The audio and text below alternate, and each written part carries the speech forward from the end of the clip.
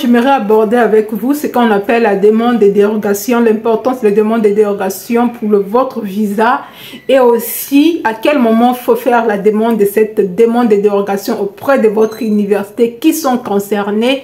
Moi, je vous partage mes conseils, mes astuces concernant Campus France et autres Parcoursup aussi. Donc, je disais, on va parler de la demande de dérogation. Vous savez, vous êtes en train de recevoir les réponses des établissements.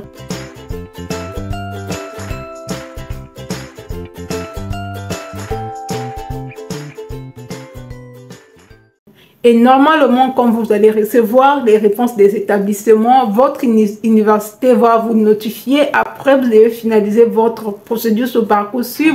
Vous avez l'attestation de préalable d'accord. Sous cette attestation, c'est écrit la date limite d'arrivée dans votre établissement. Si la rentrée académique, c'est le 14, vous devez arriver avant le 14 septembre. Donc, c'est la dernière date limite. Or, ça s'avère que si vous n'arrivez pas avant le 14 à l'ambassade ou encore vous arrivez à la demande de visa vers fin août et que votre arrivée peut aller au-delà de 15 août, l'ambassade va vous demander une attestation de dérogation, une attestation à laquelle votre université prolonge la date d'arrivée. Et oui, et beaucoup de gens ont manqué leur année académique à cause de ça. Beaucoup de gens ont manqué aussi leur visa à cause de ça, parce que tant que tu n'as pas cette attestation de dérogation, si tu demandes le visa à des dates approximativement à la date d'arrivée, l'ambassade va te demander cette attestation. Donc, ce que vous allez faire, certaines universités, ils vont vous notifier que si vous êtes accepté, ils vont vous dire que nous accordons pas la demande de dérogation. D'autres universités va pas vous parler de ça. Donc, si votre université vous ne donne pas cette information, c'est à vous de voir. Avant d'aller demander le visa, regardez bien cette date limite d'arrivée en France pour votre rentrée académique. C'est par rapport à cette date que vous allez fixer le rendez-vous à l'ambassade.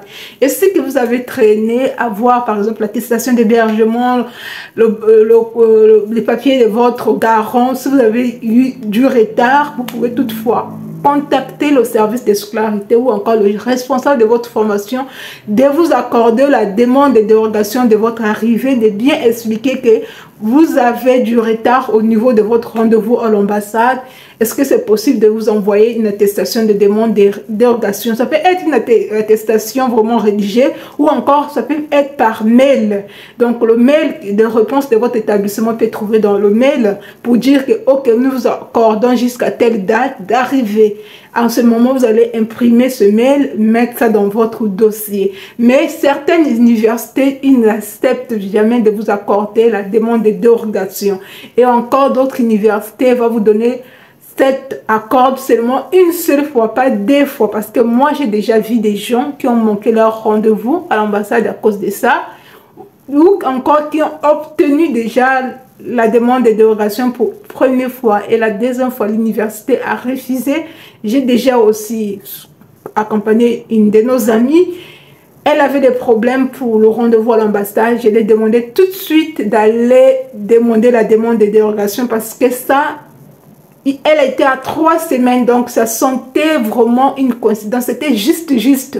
Parce que le traitement des visas, même si c'est 24 heures ou 48 heures ou une semaine, mais c'est pas arrivé aussi, ça prend du temps. Ou encore pour vous embêter tout simplement, l'ambassade veut vraiment se rassurer. Parce que quand on vous délivre le visa, vous ne voyagez pas le même jour aussi. Donc tout ça aussi, ça rentre en ligne de compte. Donc il faut faire très attention à ce niveau-là. Quand vous allez recevoir votre réponse de l'université, regardez la date limite d'arrivée, c'est très important. C'était une information que je vous donne, c'est à vous de voir ce que vous allez faire avec ça. C'était tout pour cette vidéo. Si cette vidéo t'a apporté de la valeur ajoutée, n'hésite pas à t'abonner, de liker, de partager dans vos groupes WhatsApp, afin de soutenir la chaîne. Je vous dis à très bientôt. Ciao!